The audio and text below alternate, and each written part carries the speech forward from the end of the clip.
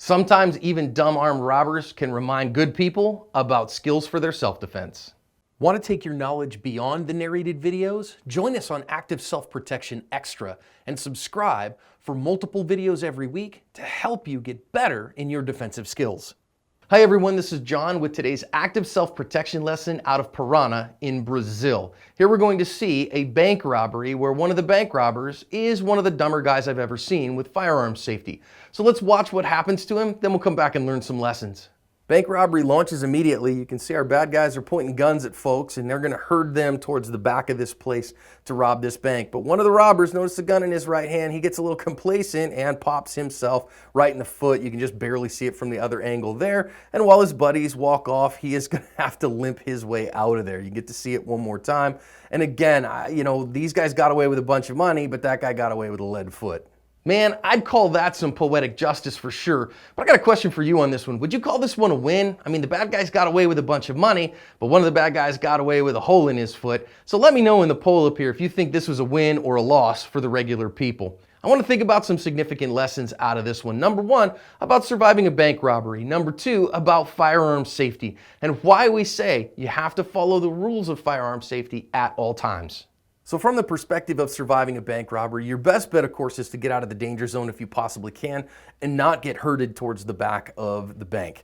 The reason is when they all are going to herd you back somewhere, then there's nothing they can do. Now, for these people, I don't think most of them can be armed. If you are armed, of course, waiting your turn, giving yourself the opportunity with feigned compliance to jump a counter ambush on these guys is the way to go. Otherwise, you're just going to have to comply and hope for the best. Compliance can work, it's just not a foolproof strategy, so we want to be very careful with that. But now, from this perspective, we want to think about firearm safety as well, because here, let's talk about the rules of firearm safety. Very simple, 3 rules of firearm safety. Always keep firearms pointed in a safe direction. Always keep your finger off the trigger until you're ready to fire. Always keep firearms unloaded until you're ready to use them. So we'll give this guy that they're not being used. Of course, he's a bad guy. We're not going to talk about that.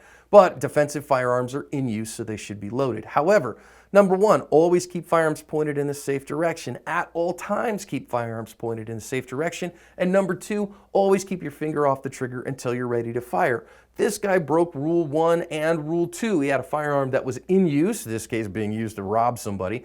But number 1 rule was not being followed, was pointed at his foot. Number 2, he put his finger on the trigger. And because he did those 3 things, bang, he got a firearm shot. I got a bullet in his foot. I don't have any love lost for this guy. He earned every bit of that limp. But let's remember the rules of firearm safety.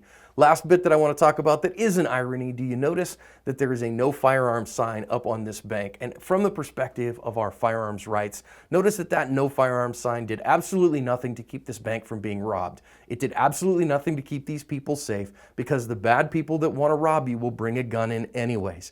This is why I don't like no gun signs and I don't like gun-free zones, because they do nothing to make us safer, but instead actually make things more dangerous to us. And where good people are armed, these things happen less. So let's think about the rules of firearm safety out of this one. Laugh a little bit at the idiot bank robber who got, a lead foot out of this, and let's use the lessons to cover our asp.